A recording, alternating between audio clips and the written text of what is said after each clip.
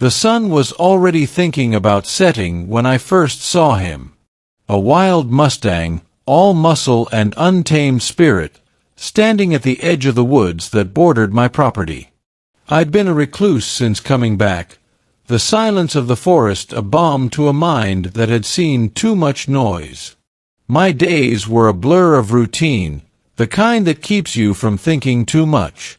I'd been sitting on my porch, nursing a lukewarm coffee, when he just appeared. No fanfare, no dramatic entrance. Just there. His coat was a dusty bay, a deep reddish-brown, and his mane and tail were a wild, dark tangle. He had a white blaze down his face and one white sock, like he'd stepped in a puddle of moonlight. He looked at me, not with fear, but with an intensity that made the hair on my arms stand up. Most horses would bolt if a human got too close, especially a wild one. But this guy, he just held my gaze. Something in his eyes, a kind of knowing, pulled me in. I felt a flicker of something I hadn't felt in years. Curiosity. I slowly stood, not wanting to spook him. He didn't move. Over the next few days, he became a regular visitor. He'd stand at the tree line, watching me. I started leaving out an apple, then a handful of oats.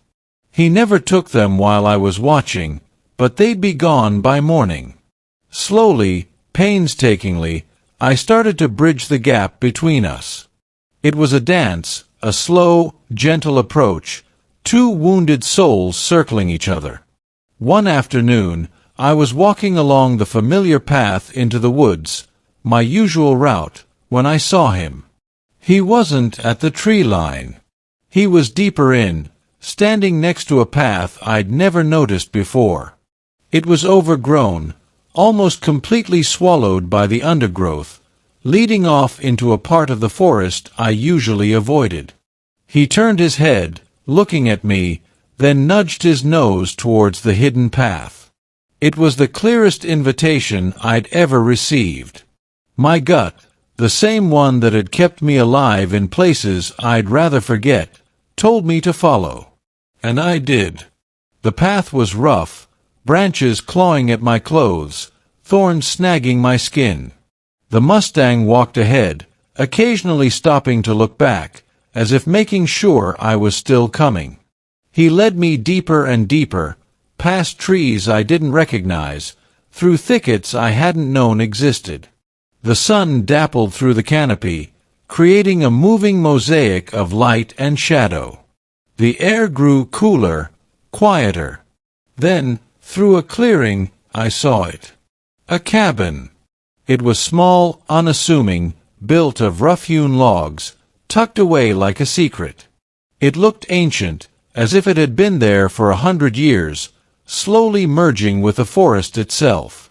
A wisp of smoke curled from its stone chimney, and a faint, sweet smell, like wood smoke and baking, drifted on the air. My heart hammered in my chest. Who lived out here? I hadn't seen another soul in miles, not for years. I hesitated, but the Mustang nudged my hand with his soft muzzle, a silent urging. I pushed open the rickety wooden door. The hinges groaned in protest, a sound that echoed in the sudden silence of the small room. Inside, it was cozy, warm. A fire crackled in a stone fireplace, casting a soft glow. There was a simple cot, a worn wooden table, and a few handmade shelves filled with old books. And then I saw her. An old woman, her hair like spun silver, sat knitting by the fire. Her face was a road map of wrinkles, each one telling a story. She looked up, her eyes, clear and blue, met mine. There was no surprise, no fear in them. Just a gentle understanding. "Hello, son," she said, her voice soft, like rustling leaves. "I've been expecting you." I just stared, dumbfounded. "Expected me? Oh." She smiled, a warm, genuine smile that crinkled the corners of her eyes. "He told me you'd be coming." She gestured with her chin towards the open door. I glanced back. The Mustang was standing just outside, looking in, a silent sentinel. "Come in, sit by the fire. It's cold out." I stumbled inside, closing the door behind me, the warmth of the cabin a stark contrast to the chill of the woods. I sat on a small wooden stool, my mind reeling. "You look like you've seen a ghost," she chuckled. "Don't worry, I'm real enough. And so is he." She began to tell me her story, a simple life lived in harmony with the forest, a life of peace and quiet.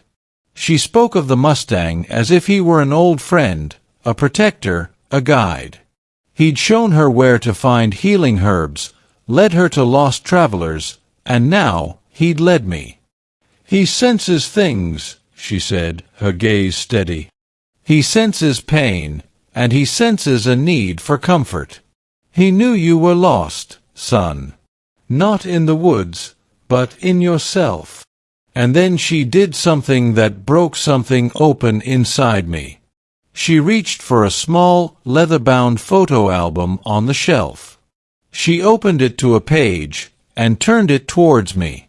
It was a picture of a young man, smiling, his arm around a young woman. He had my eyes. My father. And the woman, my mother, younger, vibrant, full of life.